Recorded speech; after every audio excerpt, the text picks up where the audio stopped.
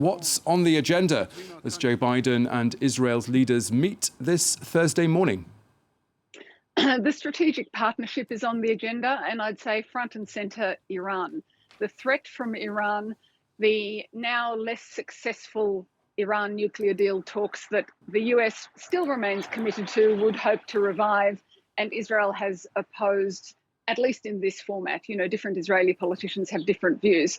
But I think that is also part of the glue that holds the new union, the normalization deals, the Abraham Accords between Israel, the United Arab Emirates, Bahrain and Morocco. It is also that looking out to the threat from Iran.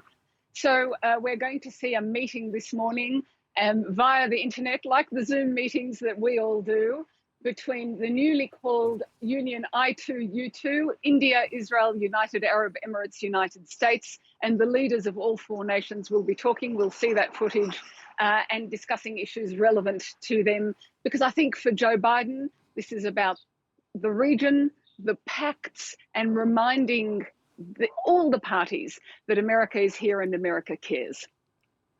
And Irris, of course, Joe Biden is due to meet with the Palestinian president this Friday before he then leaves Israel and flies to Saudi Arabia.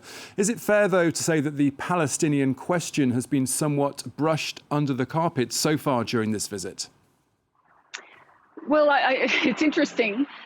At the opening speeches when they met the president, the Israeli leaders didn't mention the Palestinians at all. It was only Joe Biden who mentioned the Palestinians.